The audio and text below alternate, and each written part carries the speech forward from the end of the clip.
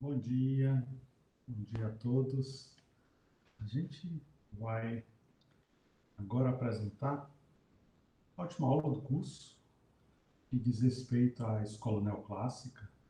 E a escola dos novos clássicos é uma escola que sintetiza esse curso de pensamento econômico neoclássico, porque foi a escola que consolidou o pensamento no final do século XX e eles, de certa forma, eles resgataram uma série de aspectos da escola clássica e consolidaram toda a literatura que houve no século XX. De certa forma, a escola neoclássica, ou a escola dos novos clássicos, eles criticaram o keynesianismo, que surgiu na década de 30 e teve uma enorme ascensão e um domínio muito grande nas décadas de 40, 50 e 60.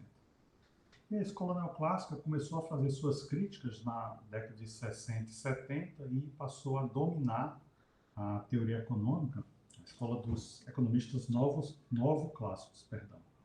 Passou a dominar a teoria econômica a partir da década de 80. E o que é que pensam os economistas que são chamados de novos clássicos?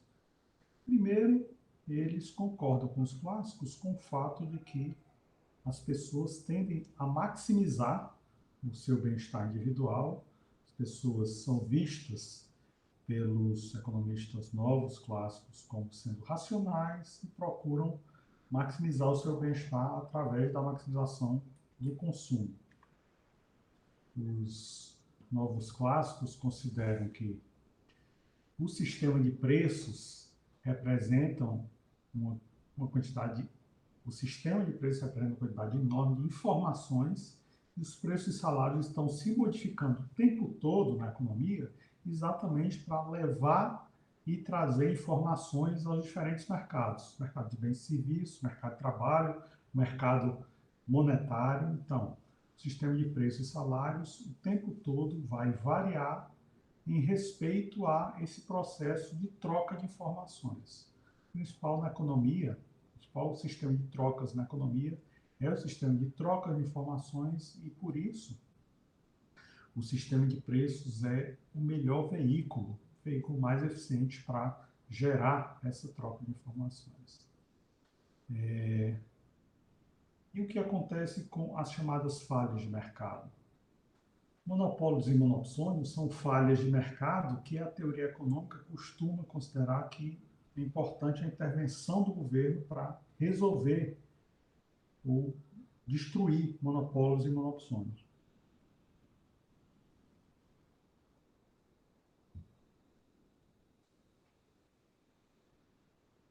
O que é que os novos clássicos pensam a respeito disso? Novos clássicos pensam que monopólios e monopsônios são temporários. E quando o governo cria uma legislação, ou cria um monopólio estatal, ou cria agências de regulação para tentar regular esses monopólios e monopsônios, e eles acabam distorcendo, o Estado acaba distorcendo a alocação de recursos de forma permanente.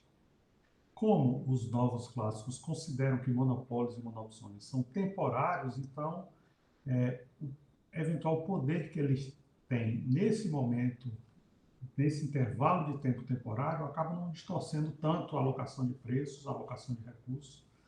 E a única coisa realmente importante para os novos clássicos é que o Estado estabeleça com clareza os direitos de propriedade. Ou seja, se os direitos de propriedade forem muito bem definidos, então haverá uma alocação de recursos de forma a que as pessoas buscam monopólios e monopsônios, só que esses monopsônios e monopólios serão temporários. Durante esse período limitado de tempo, elas podem ter um lucro extraordinário ao monopolizar um determinado mercado, mas se os direitos de propriedade estão muito bem definidos, isso vai fazer com que, em pouco tempo, haja uma grande concorrência nesse mercado e os monopólios e monopsônios deixam de existir. Então, os novos clássicos eles ficam muito preocupados quando o governo quer regulamentar esse setor, porque isso pode tornar monopólios e monopsões permanentes. E com o sistema de preços sendo livre, os economistas da escola dos novos clássicos preferem utilizar o sistema de equilíbrio geral, ou seja, o equilíbrio geral Varrasiano, ele complementa aquilo que no começo do século XX Marshall chamou de equilíbrio parcial. O equilíbrio parcial serve para a gente ver os efeitos principais de um determinado mercado específico quando há alguma variação de preço, de quantidade, alguma modificação na alocação de recursos. Mas se a gente pegar vários mercados diferentes, o melhor modelo é o modelo de equilíbrio geral, desenvolvido por Val Haas, e isso se torna a base da abordagem teórica dos economistas novos clássicos. Então, os novos clássicos, para resumir, eles rejeitam os princípios keynesianos. Quais são os princípios keynesianos? O que dominou a economia nas décadas de 40 até a década de 70 do século passado é a ideia de que o governo existe para combater recessões e ajustar o crescimento econômico utilizando políticas monetárias e fiscais. Mas para os novos clássicos, isso não é necessário, porque a economia ia naturalmente se ajustar até o equilíbrio. Já os keynesianos discordam, eles acham que a economia pode permanentemente ficar em desequilíbrio caso o governo não atue. Por isso, o governo o tempo todo tem que utilizar as políticas fiscais monetárias para atuar de forma ativa, de forma a impedir a economia a cair no desequilíbrio. Os novos clássicos discordam completamente disso. Eles acham que a economia tende naturalmente ao equilíbrio, qualquer desequilíbrio é sempre momentâneo e que o governo não deve fazer nada, porque suas atitudes com políticas fiscais e monetárias ativas podem piorar ainda mais a situação. Já que a economia, para os novos clássicos, tende naturalmente ao equilíbrio. Bem, por último, o que o governo faz, de acordo com os economistas novos clássicos? Basicamente, como os economistas novos clássicos consideram que a economia naturalmente tenderá ao equilíbrio, eles desconfiam demais da atuação do governo. Principalmente por quê? Porque os novos clássicos consideram que as pessoas, ao agir, ao serem agentes racionais, elas vão agir levando em consideração a estrutura de incentivos na sociedade, a estrutura de informações do sistema de preço, para maximizar o seu bem-estar. E os novos clássicos consideram que o governo não possui esses mesmos incentivos. O governo possui incentivo para gastar muito, para arrecadar muito, mas não possui incentivo para gerar bem-estar. E o que geraria bem-estar? Geraria bem-estar seria mais renda para os consumidores. Por isso que o governo tende a gastar mais para tentar transferir renda para os consumidores, mas ele só pode gastar mais se ele cobrar mais impostos. O que acontece se o governo cobrar muito imposto? Ele tira renda dos consumidores, gerando queda do bem-estar. Então, para os novos clássicos, o governo acaba desviando recursos via impostos que poderiam gerar muito mais bem-estar se permanecesse no bolso dos indivíduos da sociedade. Então, a ideia dos novos clássicos é que a sociedade aloca recursos de forma eficiente e o governo aloca recursos de forma ineficiente. Isso gera perda de bem-estar quanto maior for o governo. Muito bem. Se esse é o panorama geral da escola dos economistas novos clássicos, a gente agora vai começar a falar individualmente de alguns dos principais economistas novos clássicos. A gente começa com Milton Friedman, que foi um economista que trabalhou na Universidade de Chicago, e ele foi muito ativo na Universidade de Chicago. Não apenas era um economista que teve contribuições enormes para a teoria monetária, para a análise da função consumo, mas também era um economista que era um intelectual público. Ele ia para universidades, ele debatia, ia para programas de televisão, chegou até mesmo uma série de televisão própria dele falando sobre questões de economia, uma série chamada Livre para Escolher. Então, ele educou não só as pessoas dentro, mas também fora da universidade. Era um intelectual extremamente sofisticado e com muitos recursos didáticos que se fazia entender não apenas por especialistas, mas também por leigos. Então, Friedman, ele surge defendendo uma série de teorias na década de 50 e se contrapõe à escola reinante na época, que é a escola keynesiana. E Keynes baseava sua função consumo em três aspectos. Primeiro, para Keynes, o consumo era o fator importante do consumo era a propensão marginal a consumir, que era um número entre 0 e 1, mas muito próximo de 1. Segundo, para Keynes, a propensão média a consumir era declinante. E terceiro, a função consumo keynesiana não tinha nenhuma relação entre consumo e taxa de juros. Para a função consumo keynesiana, a única coisa que influenciava o consumo era a renda. E Friedman já começa criticando esse aspecto de não levar em consideração a taxa de juros.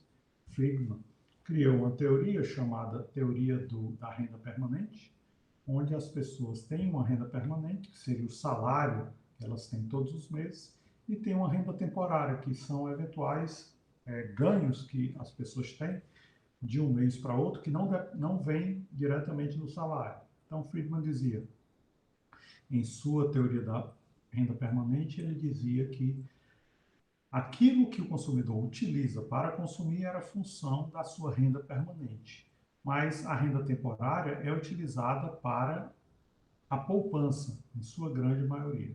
Então, é como se ele pegasse a renda permanente, do que ele pegasse da renda permanente, consumisse 80%, 90%, poupasse só 10%, 20%, mas na renda temporária era o contrário. Ele poupava 80%, 90% e consumia só 10%, 20%. Isso é só um exemplo. E aí, então, o que acontece? Se uma parte da renda é utilizada para a poupança, isso significa que a forma como o consumidor escolhe poupar ou consumir é muito fortemente influenciada pela taxa de juros. Por quê? O que a poupança vai gerar? Com a taxa de juros, a poupança vai gerar um consumo adicional no futuro. Então, para Friedman, o consumo não era função apenas da renda, mas também função da taxa de juros, já que ao poupar, investir esse dinheiro em taxa de juros, a taxa de juros ia render um retorno, e com esse retorno, ele poderia aumentar o seu consumo. Então, existia uma noção de renda intertemporal e a função consumo era a função dessa renda intertemporal. E para essa renda intertemporal aumentar ou cair, a taxa de juros era fundamental. Então, já começou aí a crítica de Friedman à função consumo keynesiana.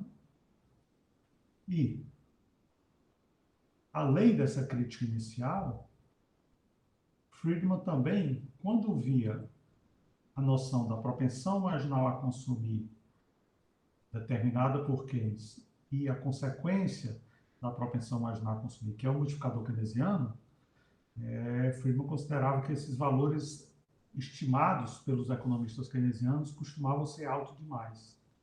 Então, ele criticava a estimação desses valores, porque ao ter propensão marginal a consumir e multiplicador keynesiano altos demais, a estimação desses valores muito altos pode prever um aumento da renda muito maior do que ela de fato ocorre quando essas políticas são levadas adiante. Muito bem. E Friedman fez essa crítica com relação à teoria consumo,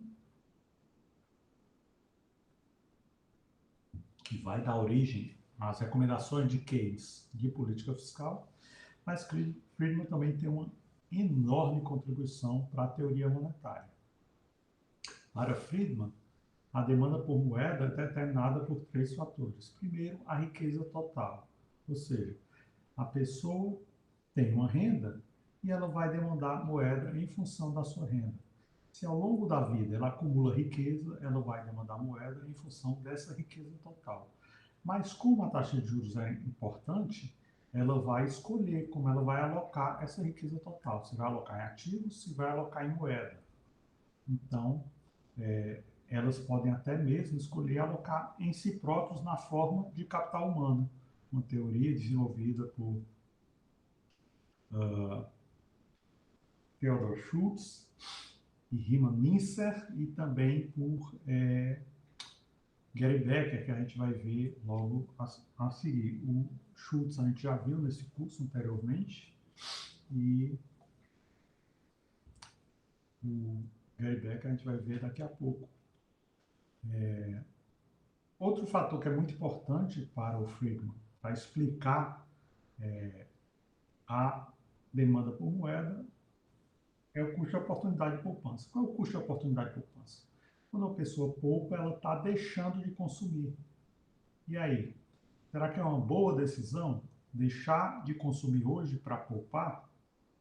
A poupança significa que a pessoa deseja investir essa poupança, ter um retorno na forma de taxa de juros e no futuro tentar consumir mais. Então, o custo de oportunidade da poupança vai ser dado por essa diferença entre o consumo atual e o consumo futuro. Se o nível de preços aumenta com R$ 1.000, eu consumo uma série de coisas hoje. Se eu deixar de consumir usando esses R$ 1.000, poupar, pode ser que eu poupe, daqui a pouco tempo tenha R$ 1.100, mas pode ser que esses R$ 1.100 consumam menos coisas no futuro do que R$ 1.000 consomem hoje. Isso significa que o nível de preços pode representar um alto custo de oportunidade da poupança, né? Taxa de juros também, se a taxa de juros cair, então isso significa que era melhor se eu tivesse consumido e não poupado, porque taxa de juros baixa, a minha poupança vai render pouco. Também a taxa de inflação esperada, que depende do nível de preços, né, da economia. As pessoas começam a ver o nível de preço subindo, passam a ter uma expectativa de inflação mais alta, e isso pode limitar o que a poupança pode fazer, né? Pode ser que essa poupança toda no futuro consuma muito menos coisa do que se eu tivesse consumido no presente. Então, a poupança apresenta um custo de oportunidade e esse custo de oportunidade vai representar uma escolha do consumidor. Será que vale a pena? Será que vale a pena investir em ativos ou vale a pena pegar esse dinheiro e consumir hoje? E o terceiro aspecto são as preferências, né? As pessoas têm preferências muito diferentes entre si. Essas preferências tendem a ser constantes no curto prazo, mas no longo prazo essas preferências se modificam bastante. Mas são as preferências para gastar dinheiro de uma criança de 5, 10 anos. Muito, obviamente, deve ser em brinquedos ou então em doces. Já um adolescente, um jovem de 20 anos, vai ter preferências bem diferentes, né? Então, com o passar do tempo, a pessoa de 30, 40, 50 anos terá preferências bem diferentes do que ela tinha quando tinha 5, 10 anos. Então, com o passar do tempo, há grandes mudanças nas preferências das pessoas. Isso, obviamente, vai influenciar de forma significativa a demanda por moeda. Bem, Friedman, de certa forma, resgatou a ideia da teoria quantitativa da moeda, onde a gente tem aquela equação M que multiplica V é igual a P vezes Y. E, como ele considerava que a demanda por moeda era bem estável no curto prazo, isso significa o quê? Se M aumenta muito, como a velocidade com que a moeda varia é pequena, porque a demanda por moeda é estável, as pessoas não mudam de preferências de um dia para o outro, de uma semana para outra, mudam de anos, né? De um ano para outro, de uma década para outra. Então, no longo prazo, a demanda por moeda vai variar e o nível de preço e a renda são fatores importantes para essa variação na demanda por moeda, mas no curto prazo, como a renda não muda tanto, como o nível de preço não muda tanto, então ela varia muito pouco, ela é bem estável. O que pode gerar uma variação na demanda por moeda? Expectativa de inflação e taxa de juros. Para Friedman, as variações na taxa de juros não influenciam tanto a demanda por moeda, mas a expectativa de inflação influencia bastante. Com isso, o Friedman ele contribuiu entre os novos clássicos para a ideia de uma curva de Phillips vertical. O que seria uma curva de Phillips vertical? A ideia entre aqueles que foram chamados dos 30 anos gloriosos do keynesianismo, os 30 anos entre a década de 40, 50 e 60, até o início da década de 70, o que acontecia era que as políticas keynesianas olhavam para essas curvas aqui. Curva de Phillips de curto prazo, 1, 2 e 3. Então, as políticas keynesianas consideravam que existia um trade-off entre inflação e desemprego, e esse trade-off estava desenhado da seguinte forma. Aqui é taxa de desemprego no eixo horizontal, no eixo vertical, taxa de inflação. E o que acontecia? Se eu tinha essa curva de Phillips de curto prazo número 1, se o nível de preços estava aqui, a taxa de inflação era P1, e eu tinha uma taxa de desemprego em UN, então a política keynesiana poderia pensar o seguinte: eu vou praticar uma política monetária bem ativa de expandir a moeda, e aí o ponto de equilíbrio deixa de ser o ponto A e vai ser o ponto B.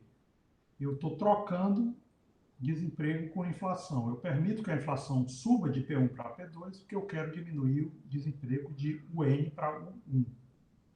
Então eu saio do ponto A e vou para o ponto B. O que Friedman disse? O Friedman e os outros economistas novos clássicos, como Robert Lucas, diziam o seguinte: olha, essa troca do ponto A para o ponto B, essa troca de inflação de P1 para P2, para o desemprego cair de UN para 1, ela é temporária.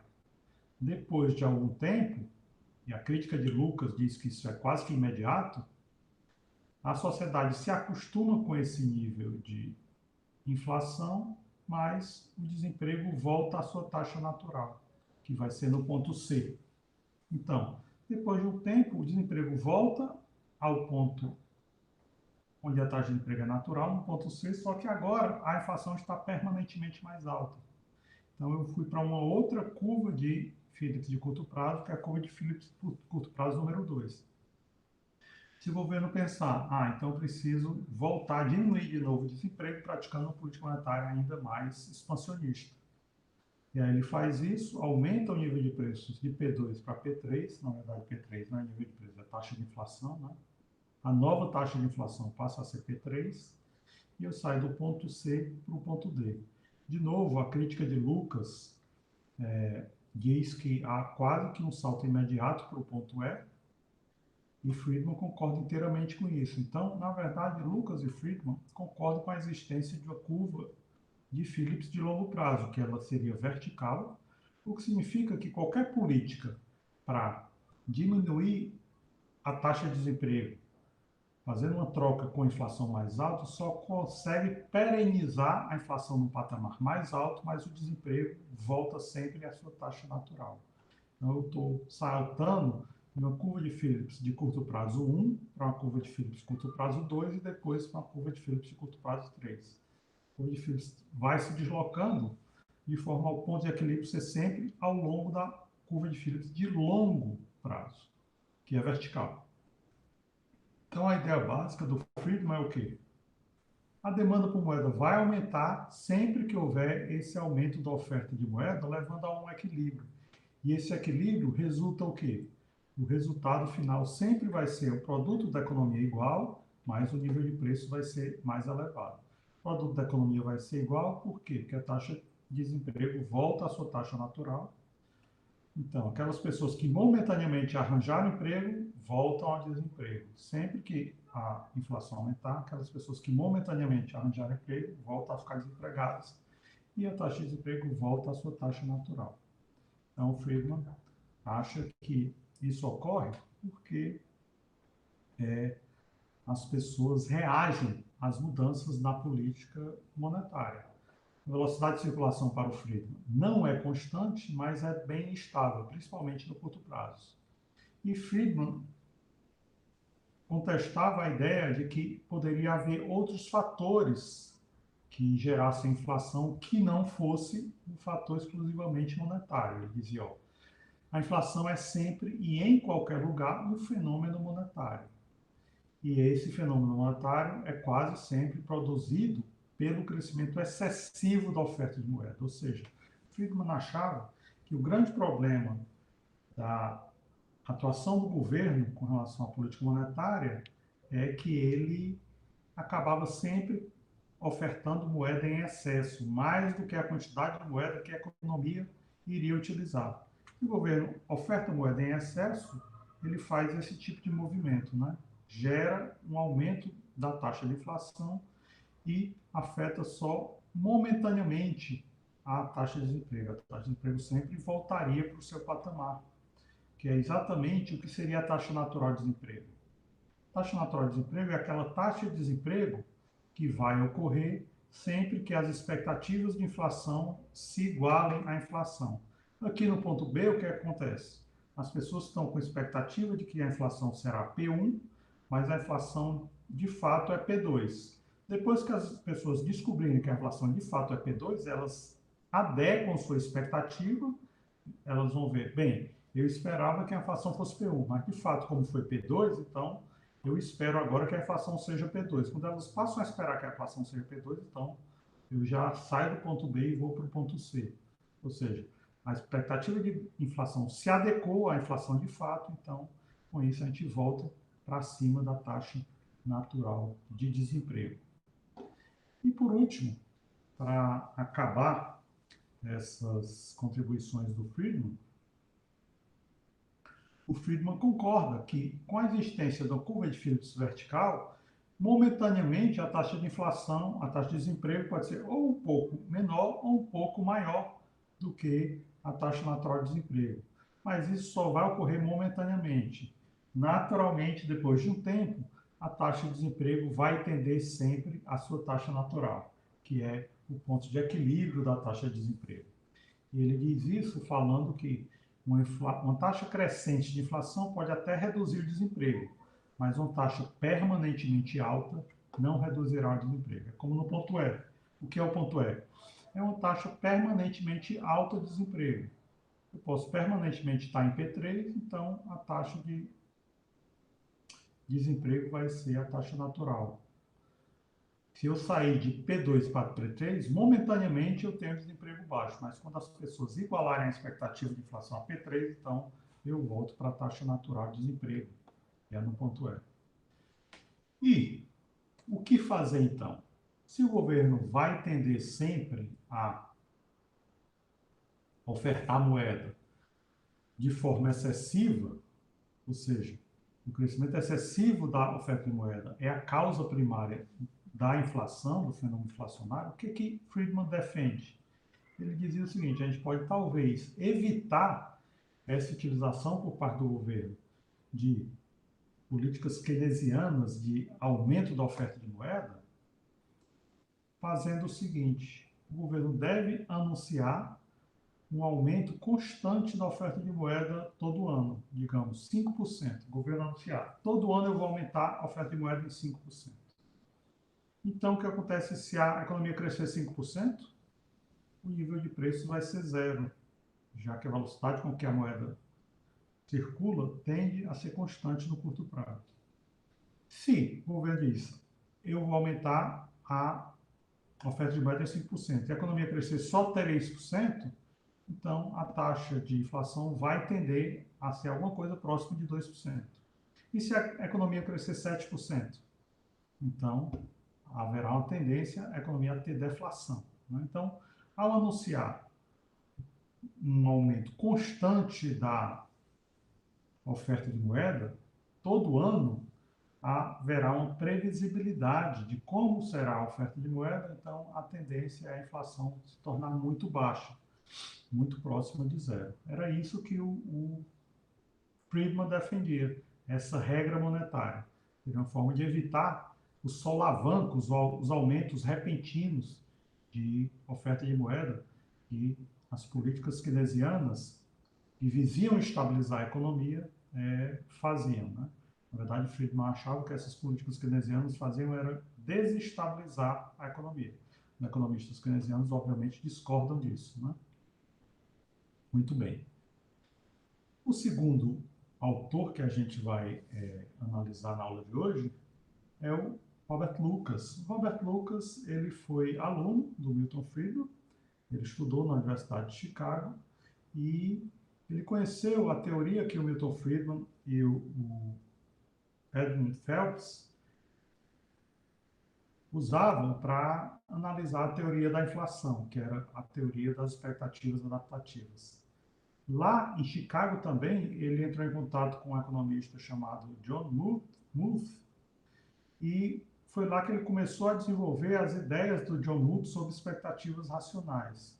Aí o Robert Lucas criou esse modelo, que é o modelo de expectativas racionais, porque ele pensou no modelo de expectativas adaptativas do Friedman e do Phelps e pensou o seguinte: expectativas adaptativas, as pessoas olham para o passado. Então, elas olham o que elas fizeram no passado. Ah, eu investi nesse fundo, esse fundo me deu um retorno de 5%, mas a inflação foi 6%. Então, eu perdi dinheiro. E aí elas olham para o passado, veem que perdeu dinheiro, e quando chegar no ano seguinte, elas investem no mesmo fundo, tendo um retorno de 5%, e a inflação é 7%. Então, o que era que o Lucas pensava? Ele pensava o seguinte: se as pessoas só olharem para o passado para criar suas expectativas, elas podem continuar cometendo os mesmos erros. Né? Se elas cometerem os mesmos erros, então as expectativas não servem para nada. E se as pessoas olharem para o passado, conseguirem ver os erros que cometeram no passado e mudarem de opinião? É aí que as ideias do John Muth são utilizadas pelo Robert Lucas, dizendo o seguinte: ó, as pessoas vão olhar para o passado, olham o que erraram, olham o que acertaram e vão corrigir o que elas erraram. Vão repetir o que acertaram e vão corrigir. Então, elas vão modificar suas expectativas baseado com a informação que elas têm hoje. Então, existem informações novas que são obtidas no presente e elas vão utilizar também as informações do passado, junto com as informações novas no presente, vão utilizar todas essas informações para criar expectativas futuras. E ao incorporar essas expectativas para o futuro, o Robert Lucas criou esse modelo que é o modelo de expectativas racionais para analisar a inflação. Então, existe um trade-off, uma troca entre taxas de desemprego e taxa de inflação. Se existir, ela não necessariamente ocorre nem mesmo no curto prazo. Por quê? Porque as pessoas são racionais. Então, para o Friedman, a gente ia para o ponto A, para o ponto B, quando as políticas keynesianas eram praticadas, mas pouco tempo depois iria para o ponto C. Para o Lucas, ele acha que nem no curto prazo a gente vai do A para o B. Ele acha que quando a gente sai do A na direção do B, já desvia e vai direto para o C. Ele acha que o caminho que é percorrido é sempre esse caminho vertical, dessa reta vertical. A gente nunca percorre esse triângulo ABC, é sempre a reta ACE. Nunca é, como o Friedman achava, ABCDE. O Friedman pensava que no curto prazo havia alguma queda do desemprego. Então ele pensava que a trajetória era o quê? A, B, C, D, E. Já o Lucas não. O Lucas acha que o salto é imediato, é A, C, E. Então, para o Robert Lucas, o que a gente tem é um modelo onde nem mesmo no curto prazo é possível utilizar essa troca entre inflação para desemprego. Ou seja, o modelo de expectativas racionais do Lucas pensa na inflação como dando esses saltos de A para C, de C para E, sem passar jamais pelo B e pelo D. Então, como é que isso ocorre? A ideia básica é o seguinte: a gente tem aqui uma demanda agregada inicial, essa AD1, E aí a política keynesiana é praticada para sair do ponto A e ir para o ponto B. Inicialmente eu tenho a curva de oferta agregada AS1. E aí, quando eu saio de AD1 e vou, com as políticas keynesianas, estimular a demanda agregada, eu saio de AD1 e vou para AD2. Então, como eu estou em AS1, que é a oferta agregada 1, eu saio do nível de preços P1 no ponto A e vou para o ponto B, que é o nível de preços intermediário. Com isso, a produção cresce no curto prazo, de Q1 para Q2. Já que no ponto B eu estou em cima de Q2. Só que Friedman dizia o quê? Pouco tempo depois eu saio do B e vou para o C, porque depois que as pessoas veem que a taxa de inflação subiu, elas vão adequar suas expectativas e vão ver que a inflação está subindo de forma permanente. Então, sai do ponto B e vai para o ponto C. A curva de oferta agregada se retrai. Se retraindo, isso significa que a oferta agregada sai de AS1 para AS2. Então, o ponto B não é mais o ponto de equilíbrio, porque eu não tenho mais AD2 AS1, eu tenho AD2 AS2. Então, o ponto de equilíbrio vai ser o C. O C é o quê? Em cima da produção Q1, ó, com um nível de preços muito mais alto. Só que é que o Lucas pensa? O Lucas pensa o seguinte: com estrutura de expectativas racionais, eu já saio direto de A para C. E as pessoas sabem que esse tipo de política de aumento da demanda agregada vai gerar um aumento de preço. Então, imediatamente, elas, com essas informações novas, as pessoas, como são racionais, elas usam essas informações e aí significa o quê? Imediatamente, com essas informações novas, elas já passam de A para o ponto C. O nível de preços dá um salto de P1 para P2, não existe nenhum período intermediário B, onde o nível de preços é entre P1 e P2, o salto é direto. Então, é um salto direto de A para C, sem passar jamais para o ponto B. Lucas aceitava a possibilidade de se passar para o ponto B. Ele dizia o seguinte: só se as pessoas não forem capazes de perceber essa mudança. Se essa mudança for completamente imprevista, não for antecipada de forma alguma, é que momentaneamente essa economia pode passar pelo ponto B, mas pouco tempo depois ela vai ao ponto C. Então, nesse momento, ele pode concordar com Milton Friedman, que acreditava nessa transição via ponto B. Mas Lucas geralmente achava que passava direto do ponto A para o ponto C, porque ele achava que as pessoas eram capazes de olhar para os dados, ver as informações e notar que a demanda agregada estava sendo estimulada.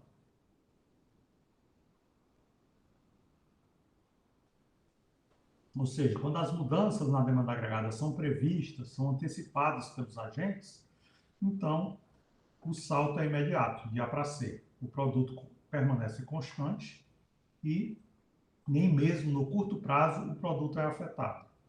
A ideia é o quê? Eu tenho um salto, onde o nível de preço salta, mas o produto permanece sempre constante em Q1. Né? E para a gente acabar essa contribuição do Lucas, a gente também pode ver o que acontece se ocorrer o contrário. Né? Ou seja, se está aqui a demanda agregada, AD1, e aí há uma recessão, a demanda agregada cai para AD3, e aí o que acontece? O governo ele tenta, de alguma forma, reagir a isso. Se uma recessão ocorre, fazendo com que a demanda agregada vá de AD1 para AD3, o que os keynesianos dizem? Há uma queda do produto e há uma queda do nível de preços. Só que o nível de preços vai, ao invés de cair de P1 para uma seção intermediária, equivalente ao ponto D, ele vai cair mais ainda para o ponto P3, por quê? Porque as pessoas vão adequar. Se há uma recessão, as pessoas vão modificar suas expectativas de que o nível de preço vai cair, há uma adequação da oferta agregada, então eu vou direto do ponto A para o ponto E, certo? Ou seja, com essa queda da demanda agregada, a produção não vai sair de Q1, porque eu tenho uma ida imediata do ponto A para o ponto E, sem passar pelo ponto D. Isso é o que prevê as expectativas nacionais. Obviamente, as expectativas nacionais sofreram muita crítica, né? Por que sofreram muitas críticas? Porque os keynesianos dizem o seguinte: olha, será que a gente não vai em nenhum momento ter uma recessão? Será que em nenhum momento eu fico em cima do ponto D? Será que em nenhum momento o governo não precisa estimular a demanda para a gente voltar para o ponto A e que eu vou direto para o ponto E, os preços caem e a produção permanece sempre em Q1? Então, os economistas keynesianos criticaram bastante a noção de expectativas nacionais, porque diziam o seguinte: as pessoas não têm acesso à quantidade de informações imediata. As pessoas não são tão racionais assim e, na realidade, ter acesso à informação é muito caro. Talvez pessoas muito ricas, com uma quantidade grande de recursos para ter acesso às informações, consigam ter algo próximo dessa perfeita flexibilidade a respeito da informação. Mas a grande maioria das pessoas não tem acesso a todas essas variáveis no modelo para incorporar novas expectativas. Então, a crítica keynesiana que Roberto Lucas sofreu foi exatamente essa. Há recessões, porque as pessoas demoram a incorporar essas informações, demoram a descobrir que eu saio do ponto D e vou para o ponto E. Essa transição é lenta, não é imediata, não é uma transição imediata a E. É uma transição A, D, E e passa muito tempo do ponto D, com uma recessão forte e preços caindo para chegar no ponto E.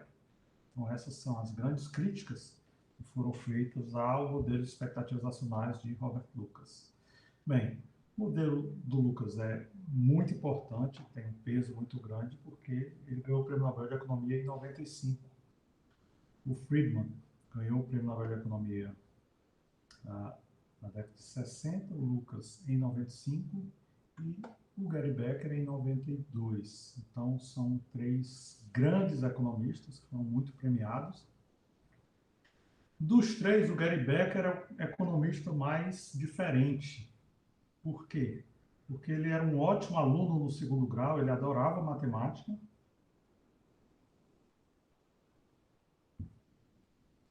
Ele ganhou uma bolsa de estudo numa das universidades mais prestigiadas nos Estados Unidos, a Universidade de Princeton.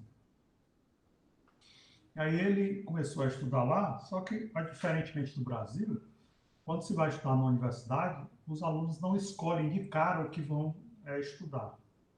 Eles fazem cursos em vários lugares e só da metade para o fim do curso é que eles acabam escolhendo uma especialização, que lá se chama major. Então, ele foi assistir aula na economia, foi assistir aula na sociologia, ficou muito em dúvida, assistiu muitas aulas na matemática, não sabia o que queria estudar. Por quê? Ele sempre se interessou muito por assuntos da sociologia. Ele queria estudar sociologia porque ele queria estudar, investigar criminalidade, casamento, família. Ele queria saber uma série de questões de discriminação racial, que são assuntos da sociologia. Entretanto, como ele era muito bom em matemática e assistia muitas aulas de cálculo, de álgebra linear, muitas aulas da matemática, quando ele ia para a economia, ele entendia as aulas, ele achava os assuntos muito chatos, ele não suportava ficar assistindo aula de taxa de juros, taxa de câmbio, modelo de consumo, taxa de poupança, investimento, mas quando ele ia para a sociologia, ele adorava os assuntos. Só que ele achava que as aulas de sociologia não tinham um conteúdo científico muito grande. Ele achava que as aulas de sociologia eram muito pobres do ponto de vista científico. Ele adorava os assuntos, mas achava que a metodologia era muito limitada. Já as aulas de economia era o contrário. Ele adorava a metodologia e achava os assuntos muito chatos. Então, é difícil até classificar o Gary Becker como um dos economistas dos novos clássicos, porque ele tratava de questões muito diferentes, tratava de questões de sociologia.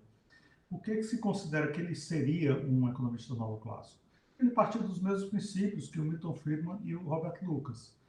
O consumidor maximiza sua utilidade, ele é racional, ele tem preferências estáveis, os mercados tendem ao equilíbrio.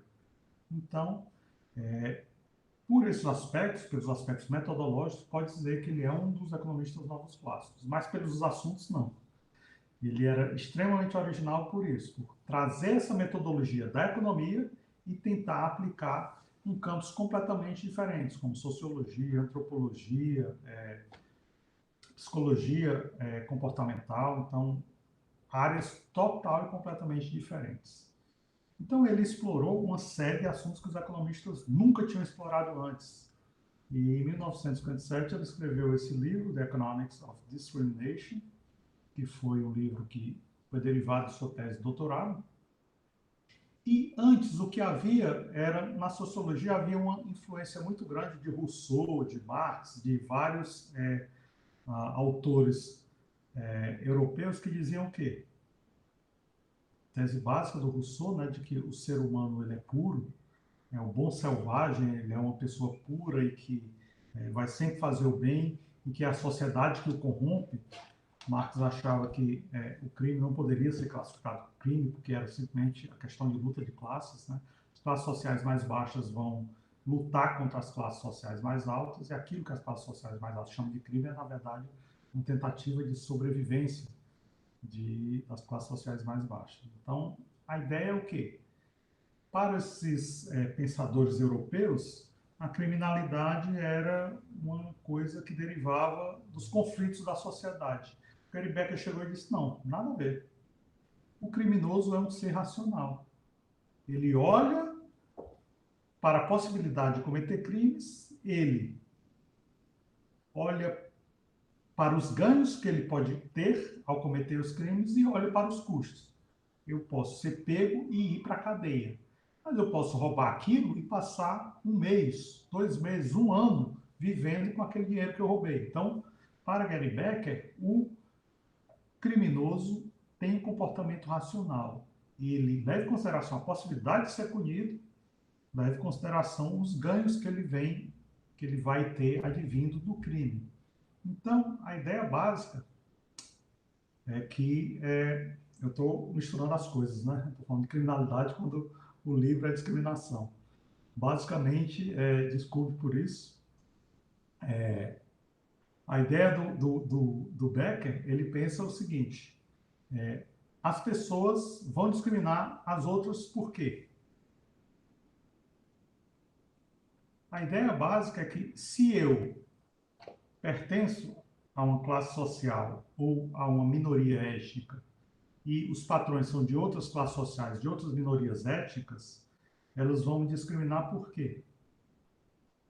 Para Becker, o racional seria o quê?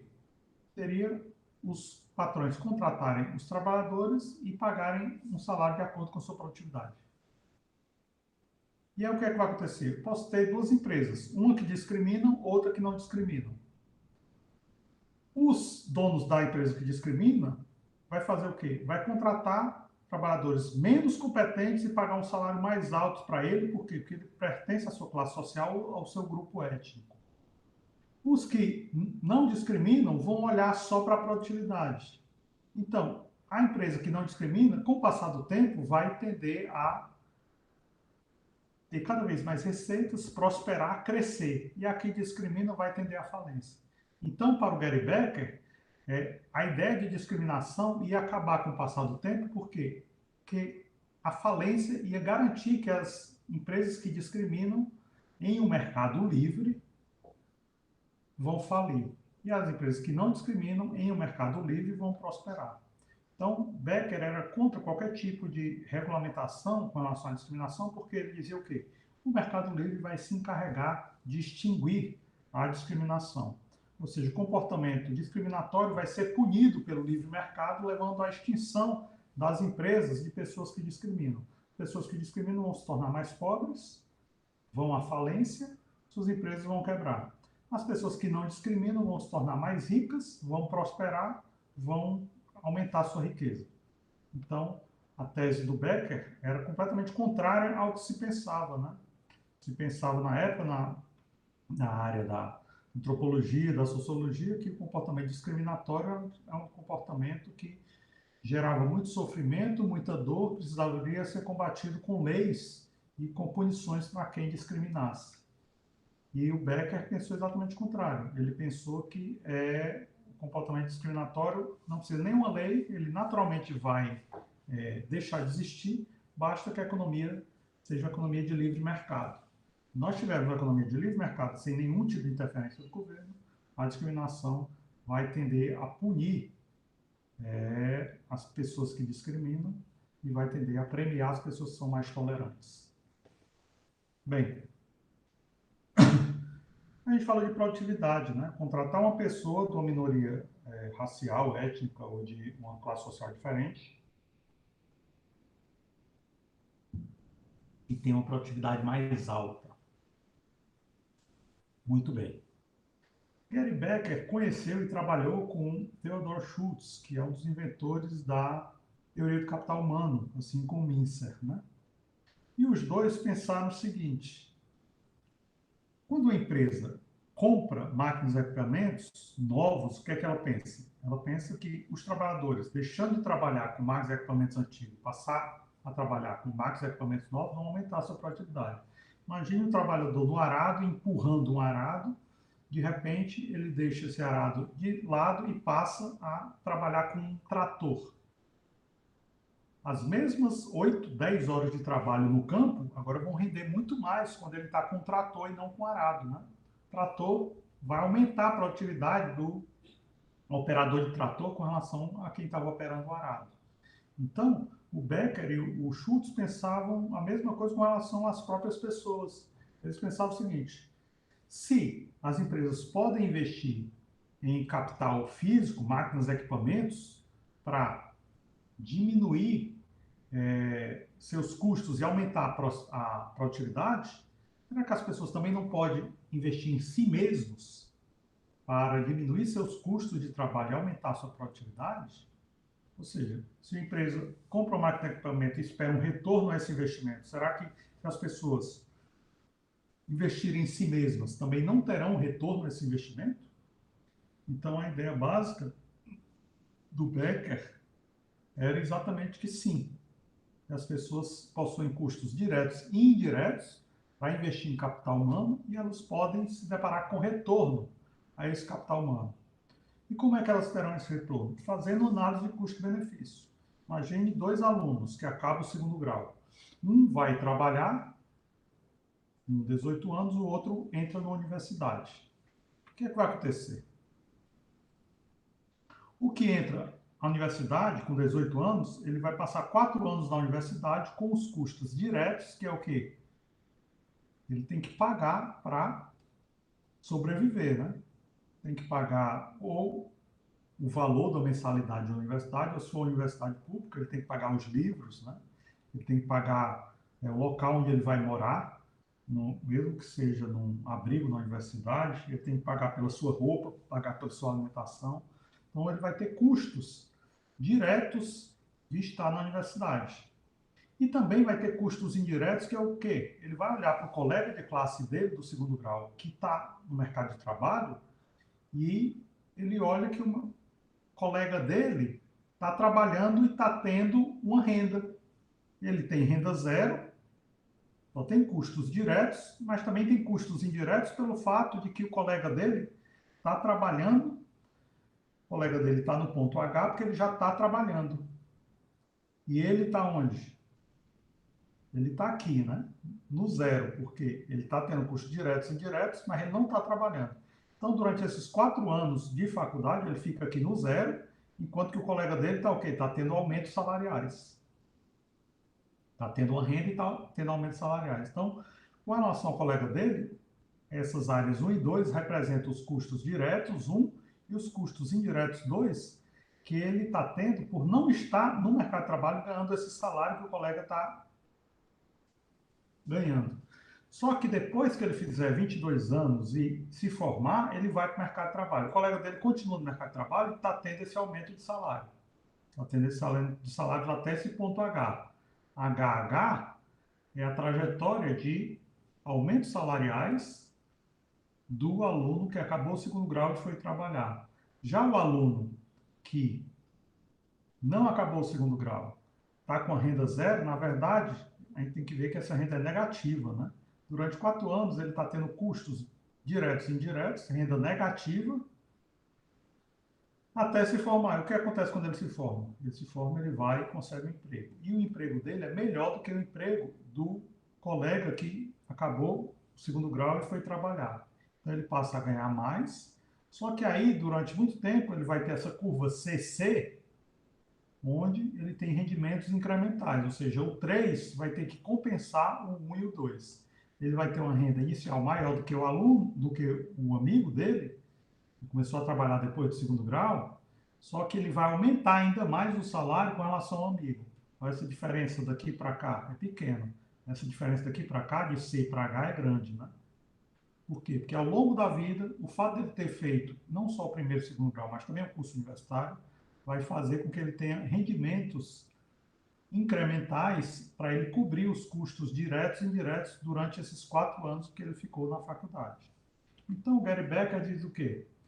Quando investem em capital humano, as pessoas fazem uma análise de custo-benefício. Elas olham os custos diretos e indiretos e olham os rendimentos futuros. Esses custos indiretos vão propiciar. E se acharem que essa área 3 é maior do que a área 1 e 2, elas vão investir. Esse aluno que foi para o segundo grau, do segundo grau direto para o mercado de trabalho, talvez ele pense, essas áreas 1 e 2 talvez fossem maior do que qualquer área 3 que eu poderia ter no futuro. Então, por isso, ele já vai direto, acaba o segundo grau, já vai direto para o mercado de trabalho. Ao longo da vida, ele tem uma renda menor do que o indivíduo que foi para a faculdade.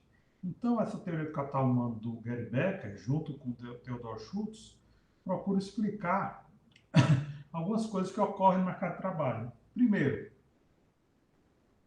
a renda aumenta com a idade. Né? Aqui. Tanto a renda aumenta aqui, quanto a renda aumenta aqui. Só que, se você pegar cada ano de trabalho, ela está aumentando a taxas decrescentes. Né? Aqui fica bem mais fácil de ver que está aumentando a taxas decrescentes. Como é que essa renda aumenta? Positivamente correlacionado com o nível de habilidade do trabalhador. Ou seja, esse trabalhador que fez a faculdade, ele tem um aumento bem maior da renda do que esse, né? Esse aqui tem um aumento menor. Por quê? Porque ele tem menos habilidades. A taxa de desemprego também é menor para quem estudou na faculdade. Você vê quem se formou numa universidade, a taxa de emprego é 1%, 2%. Quem não se formou na universidade, a taxa de emprego é 10, 15, 20%. Então é muito maior. E os trabalhadores mais jovens, eles costumam, no início da sua carreira, mudar muito de emprego. Ao mudar muito de emprego, eles recebem muito mais treinamento do que aqueles trabalhadores que estão mais velhos, que os mais velhos tendem a ficar perenemente no emprego que eles estão, tendem a não mudar tanto de emprego.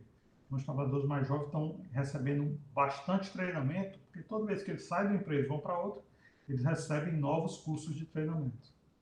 E por último, pessoas com nível educacional mais elevado são mais produtivas, investem mais em educação e ao longo da vida vão ter isso aqui, né?